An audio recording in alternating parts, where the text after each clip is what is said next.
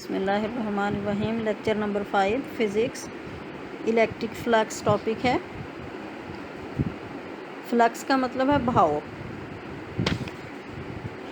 When we place an element of area in an electric field some of the lines of force pass through it. The number of field lines passing through a certain element of area is known as electric flux through that area. It's usually denoted by Greek letter phi. For example, the flux phi through the area A in figure 12.13a is 4 while the flux through B is 2. इस diagram में देखें बेटा, book में electric lines of force draw की हुई हैं। Area A में से 4 लाइंस पास कर रही हैं, तो इसका हमने फ्लक्स कहा 4। जबकि बी में से 2 लाइंस पास कर रही हैं, तो इसका फ्लक्स 2 है। In order to give a quantitative meaning to flux, the field lines are drawn such that the number of field lines passing through a unit area held perpendicular to the field lines at a point represent the intensity E of the field at that point. Suppose at a given point the value of E is 4 Newton per coulomb. This means that if 1 meter square area is held perpendicular to the field lines at this point, 4 field lines will pass through it. In order to establish relation between electric flux, electric intensity E and area A, we consider the figure 12.13 B, C and D, which shows the three-dimensional representation of the electric field lines due to a uniform electric field of intensity E. In figure 12.13b, area is held perpendicular to the field lines, then A perpendicular lines pass through it. The flux phi E in this case is phi E is equal to E A perpendicular. ये A के साथ छोटी सी एक horizontal line draw करके उसके ऊपर vertical line draw की है। इसका मतलब है कि यहाँ एरिया हमने परपेंडिकुलर लिया है और फ्लक्स फाई के साइन के साथ छोटा सा ई इलेक्ट्रिक फ्लक्स को शो करता है। Where A denotes that the area is held perpendicular to the field lines. In figure 12.13c, area A is held parallel to the field lines, and as is obvious, no lines cross this area, so the flux phi E in this case is phi E is equal to E A parallel is equal to 0, where A parallel indicates that A is held parallel to the field lines. Figure 12.13d shows the case when A is neither perpendicular nor parallel to the field lines but is inclined at angle theta with the line. In this case, we have to find the projection of the area which is perpendicular to the field lines. The area of this projection, figure 12.13d, is A cos theta. The flux phi in this case is phi is equal to E A cos theta. यहाँ हम A का वो component ले रहे हैं जो E के साथ लाई करता है, यानी A cos theta, projection of A on E. Usually the element of area is represented by a vector area A, whose magnitude is equal to the surface area A of the element and whose direction is direction of normal to the area. The electric flux phi E through a patch of flat surface is in terms of E and A is then given by phi E is equal to E A cos theta, and this can be written as E dot A. It means electric flux is the dot product of electric intensity E and vector area A, where theta is the angle between the field lines and the normal to the area. Electric flux is a scalar product.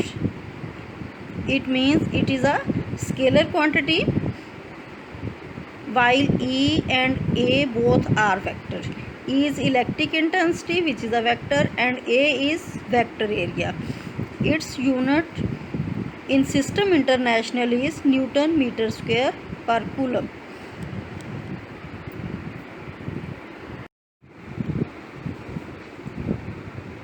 Physics का next topic है बेटा 12.6 है electric flux through a surface enclosing a charge. इसके लिए हम एक close surface लेंगे sphere की फॉर्म में।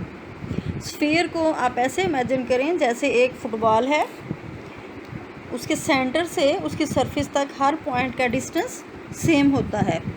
तो उसके लिए फिर जब हम इलेक्ट्रिक इंटेंसिटी यूज़ करेंगे तो डिस्टेंस सेम होने की वजह से हर पॉइंट के लिए इलेक्ट्रिक इंटेंसिटी की वैल्यू भी सेम आ जाएगी। ये बात का एक पॉइंट है जो पहले मैंने आपको थ्योरेटिकली बताया है। Let us calculate the electric flux through a close surface in shape of a sphere of radius r due to a point charge q placed at the centre of the sphere as shown in figure 12.14. To apply the formula phi E is equal to EA for the computation of electric flux, the surface area should be flat. For this reason, the total surface area of the sphere is divided into n small patches with areas of magnitudes delta A1, delta A2, delta A3 up to so on delta AN. If n is very large, each patch would be a flat element of area. The corresponding vector areas are delta A1, delta A2, delta A3 up to so on delta AN respectively. यानी हमने जितना भी sphere का total area है उसको छोटे छोटे flat patches में डिवाइड कर लिया है। n नंबर ऑफ पैचेस हैं हमारे पास। The direction of each vector area is along perpendicular drawn outward to the corresponding patch. The electric intensity at the centers of vector areas delta A1, delta A2 up to so on delta N are E1, E2 up to En respectively. यानी हर एक patch के लिए electric intensity की value बता दी कि delta A1 है तो उसके लिए इलेक्ट्रिक इंटेंसिटी E1 होगी, डेल्टा A2 है उसके लिए E2 होगी and so on delta AN के लिए EN होगी। अब हमने फ्लक्स फाइंड आउट करना है। अभी हमने पिछले टॉपिक में फ्लक्स का फार्मूला पढ़ा है phi is equal to EA। तो इट मीन्स अगर हम फर्स्ट पैच के लिए फाइंड आउट करना चाहें तो वो फाई 1 होगा, E1 डेल्टा A1, इसी तरह से फाई 2 E2 डेल्टा A2 होगा और अप टू सो ऑन सारे हर पैच के लिए अलग से फाइंड आउट करेंगे। Phi n will be equal to EN delta AN। तो टोटल फ्लक्स इन सब को हम ऐड करके phi is equal to E1 dot delta A1 plus E2 dot delta A2 up to so on EN delta AN find out कर लेंगे। ये हमारे पास इक्वेशन 12.13 बन जाएगी। The direction of electric intensity and vector area is same at each patch. Moreover, because of the spherical symmetry at the surface of the sphere, चूँकि sphere spherically symmetric है यानी Q चार्ज का distance उसकी surface के हर point से same है तो electric intensity E1 की मैग्नीट्यूड E2 के इक्वल होगी और E2 की E3 के equal up to so on EN, यानी सब इलेक्ट्रिक इंटेंसिटीज़ की मैग्नीट्यूड इक्वल होगी। तो सब के लिए हम सिंपल E सब्स्टिट्यूट करेंगे और E का फार्मूला आप पिछले टॉपिक में पढ़ चुके हो। E is equal to 1/4 pi epsilon naught Q over R square है।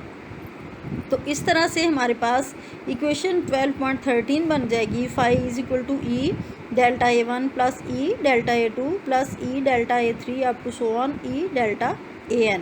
अब इन सब में E कॉमन है, आप E को कॉमन ले लें और फिर ब्रैकेट में आपके पास delta A1 plus delta A2 plus delta A3 up to delta AN आ जाएगा। ये total area of the sphere है, delta A1 plus delta A2 plus delta A3 up to delta AN। It is the total area of spherical surface और mathematically total area of the sphere होता है 4 pi R square. तो हम इस delta A1 plus delta A2 plus delta A3 up to so on delta AN की बजाय 4 pi R square substitute कर देंगे। इलेक्ट्रिक इंटेंसिटी की value 1/4 pi epsilon naught Q over R square substitute करेंगे। इससे 4 पाई और R स्क्वायर कैंसिल आउट होके हमारे पास फ्लक्स की value Q over epsilon naught आ जाएगी। ये हमने स्फेरिकल सरफेस ली थी, लेकिन हम किसी भी क्लोज सरफेस के लिए इसको अप्लाई कर सकते हैं। Now imagine that close surface S is enclosing this sphere, कि कोई भी सरफेस क्लोज फॉर्म में हो सकती है। It can be seen in figure 12.15 that the flux through the close surface S is the same as that through the sphere. So we can conclude that total flux through a closed surface does not depend upon the shape or geometry of the closed surface. It depends upon the medium and the charge enclosed. Flux की value एक तो charge पे depend करती है, दूसरा medium पे, क्योंकि epsilon not है permittivity of the free space और क्यू चार्ज है। इन दो फैक्टर्स पे फ्लक्स की वैल्यू डिपेंड करती है।